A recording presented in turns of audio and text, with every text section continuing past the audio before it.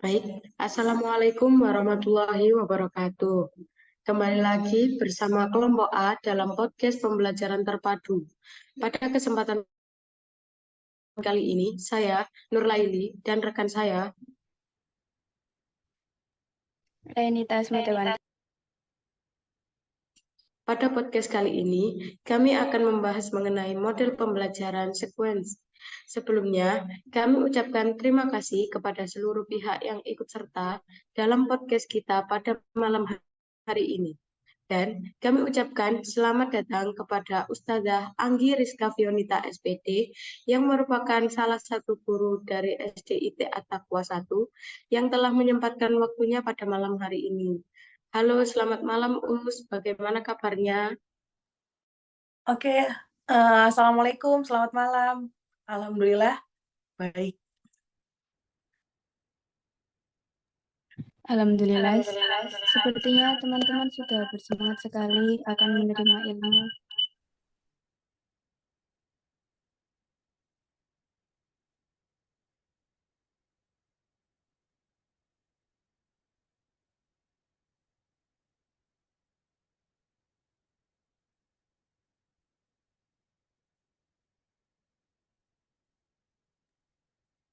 Halo, apakah suara saya sudah jelas? Sudah Kak Ri, sudah silakan. Baik, saya ulangi. Alhamdulillah, sepertinya teman-teman sudah bersemangat sekali untuk menerima ilmu dan wawasan baru. Bagaimana nih Ustazah Anggi? Apakah sudah siap untuk berbagi ilmu? Insya Allah siap. Baik, pepatah mengatakan apa Kak Ri? Tak kenal maka tak sayang. Jadi,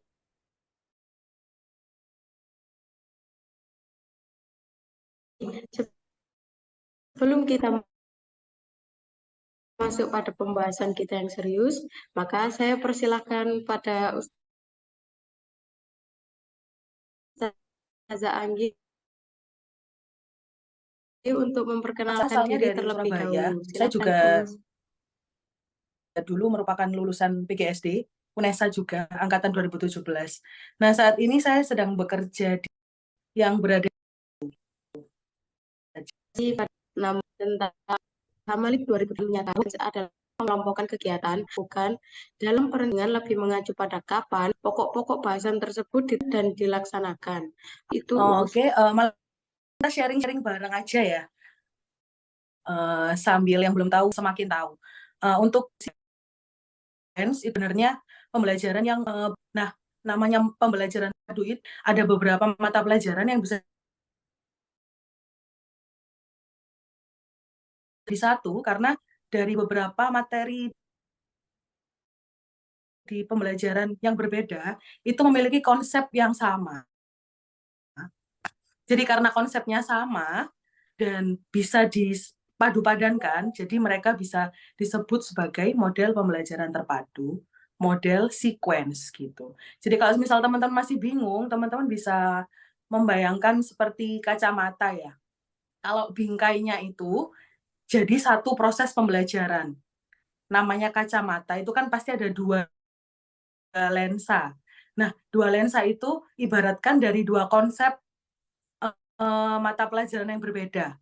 Dari dua konsep mata pelajaran yang berbeda itu, kita jadikan satu. Nah, lalu kita ajarkan kepada anak-anak, disitulah disebut sebagai pembelajaran terpadu model sequence. Seperti itu, Kak. Nah, untuk penggunaan model sequence dalam pembelajaran di SD ini kapan, Geus? Oke, nah untuknya saat ini masih awam ya di kalangan guru-guru. Apalagi yang guru-guru notabene di kelas itu sendirian, mengerjakan banyak sekali tugas yang harus dirangkap sendiri. Nah, kalau untuk pengalaman di saat saya mengajar di SDIT At-Taqwa, karena memang sekolah mata pelajarannya itu sudah di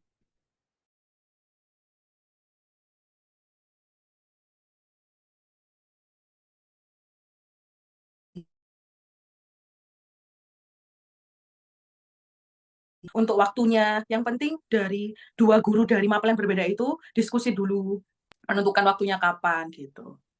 Itu aja sih, Kak. Nah, kalau ciri-ciri dari model pembelajaran sekuensi ini sendiri itu apa ya, Us? Oke, kalau ciri-cirinya yang pasti nomor satu, semua model pembelajaran sih sebenarnya terpusatnya kepada anak ya. Tapi kalau model sequence itu semakin terpusatnya kepada anak. Kita memenuhi kebutuhan yang dibutuhkan oleh siswa, ya. Lalu yang kedua, ciri-cirinya itu yaitu tadi, ada beberapa konsep dari dua mata pelajaran berbeda, itu bisa kita jadikan satu. Terus, nggak itu aja, saat kita rancang model ajarnya, kita juga harus menentukan nih, media yang bisa kita gunakan untuk memadupadankan dua konsep itu. Jadi nggak kayak yang kok kayak tiba-tiba memaksakan dua konsep ini harus jadi satu gitu. Jadi harus memilah, memilah, memilah gitu. Seperti itu sih, Kak. Nah, kalau misalnya kita ingin menerapkan dua atau lebih dari model pembelajaran, kira-kira kalau menurut Ustazah Anggi, untuk model pembelajaran apa sih yang cocok untuk dipadukan dengan model pembelajaran sekuensi ini? Oke. Contohnya yang sudah pernah kita laksanakan ya di sekolah At-Taqwa Surabaya. Ada dua mata pelajaran. Pelajaran yang pertama yaitu PJOK, pelajaran yang kedua yaitu sains, ilmu pengetahuan alam. Nah, di kelas 1 sendiri, PJOK itu ada materi, di mana materinya itu memperkenalkan anggota tubuh. Sama seperti sains juga memperkenalkan anggota tubuh, tapi kalau PJOK itu cara menjaga tubuhnya. Tapi kalau di sains, itu dia menyebutkan macam-macam tubuh. Kayak jumlahnya berapa, nah seperti itu. Nah, lalu saat pelaksanaannya, karena guru PJOK-nya itu diskusi dengan guru sains,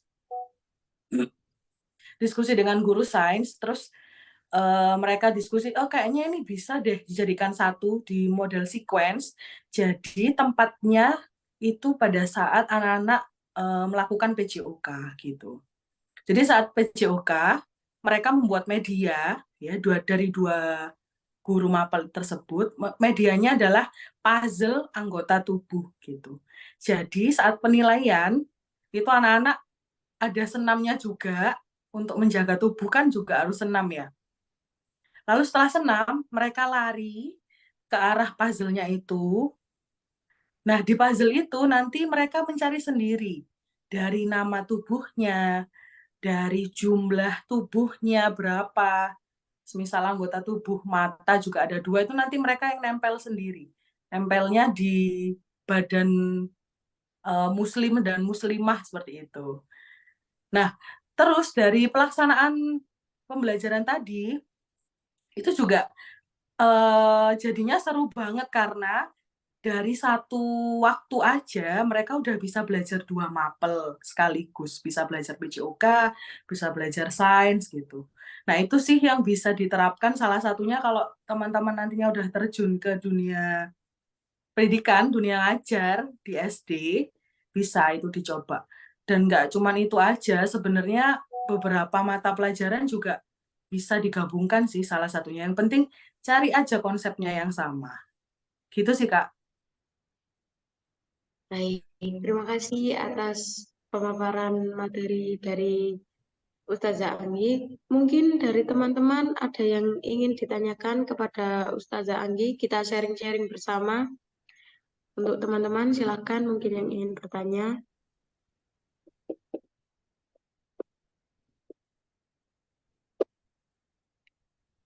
Baik, sepertinya ada pertanyaan dari Kak Ella. Silahkan Kak Ella. Baik, terima kasih atas kesempatannya. Izin bertanya, Us. Bagaimana langkah-langkah dalam menyusun model pembelajaran sekuensi ini, Us? Terima kasih. Oke, sama-sama. Terima kasih Kak Ella pertanyaannya.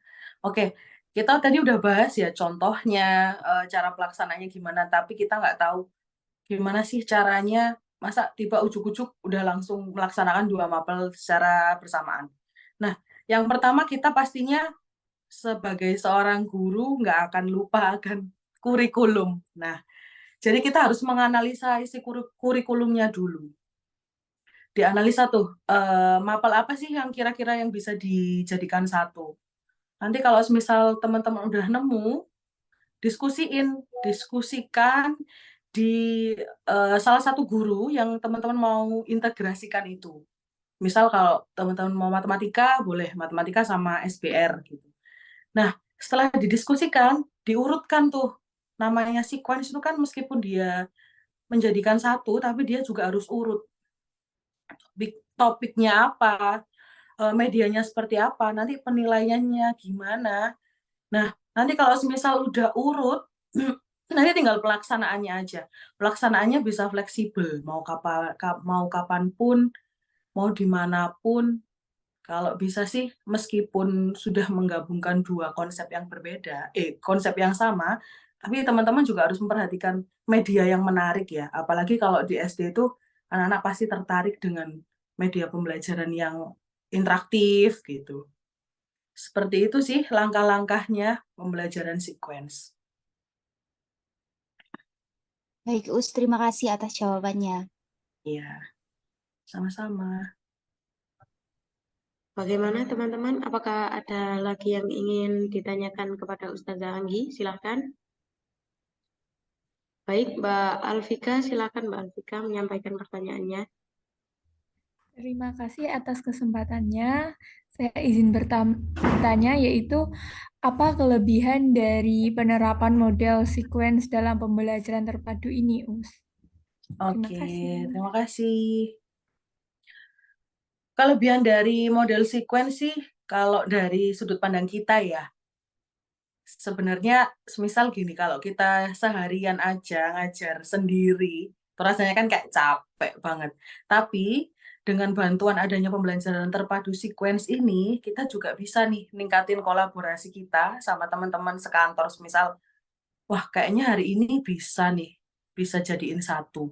Nah, dalam jangka waktu yang bersamaan, siswa bisa mendapatkan 2 materi sekaligus dengan satu rangkaian yang sama. Nah, kayak gitu. Kalau dari sudut pandang guru ya. Terus lebih efisien. Jadi sebenarnya kita bisa menghabiskan materinya itu 2 minggu, tapi karena ada sequence kita bisa menghabiskannya dari seminggu gitu. Jadi kayak mempersingkat waktu aja. Terus kalau buat anak-anak ya, oh, ada satu lagi. Kalau dari guru, kita juga bisa mengeksplor diri kita sendiri.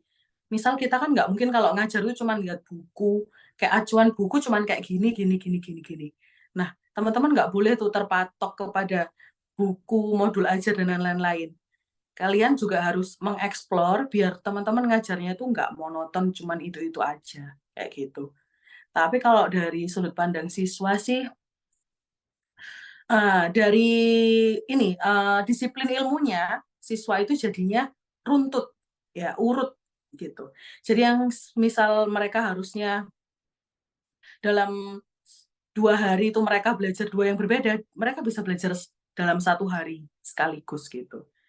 Nah, terus dari siswanya juga merasa senang aja sih ya, karena mempelajari 2 materi dengan secara bersamaan, terus pembelajaran interaktif itu pasti mereka kayak ngerasa, wah pelajaran ini asik banget.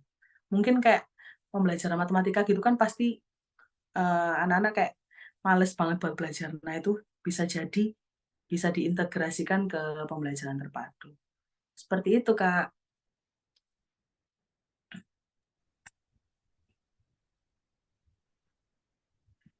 Bagaimana Kak Alfika? Apakah jawaban dari Ustazah Anggi sudah menjawab dari pertanyaan Kak Alfika? Alhamdulillah sudah terjawab semuanya. Terima kasih, Us. Iya, sama-sama.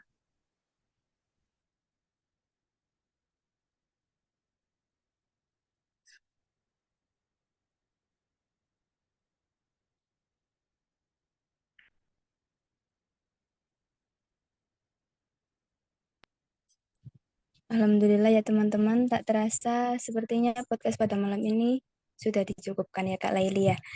Hari ini juga sudah mulai malam. Dan kita juga sudah mendapatkan ilmu dan wawasan baru tentang model pembelajaran sequence ini. Kami selaku host pada podcast malam hari ini ingin minta maaf yang sebesar-besarnya apabila ada kesalahan kata maupun perbuatan yang kita kurang berkenan. Kami ucapkan terima kasih pada Ustazah Anggi selaku narasumber dan teman-teman yang sudah antusias mengikuti acara dari awal sampai akhir. Sebelum kita tutup podcast pada malam ini, izinkan kami menyampaikan sebuah pantun ya teman-teman. Akhirnya, mari kita berpisah dengan senyuman. Semoga presentasi ini meninggalkan kesan yang tahan lama. Terima kasih sekali lagi, jangan lupa berbagi ide-ide dan pengetahuan agar kita semua bisa maju bersama. Wassalamualaikum warahmatullahi wabarakatuh. Waalaikumsalam warahmatullahi Waalaikumsalam Warahmatullahi wabarakatuh. wabarakatuh. Terima kasih Ustazah Anggi telah meluangkan waktunya. Sama-sama. Izin live ya.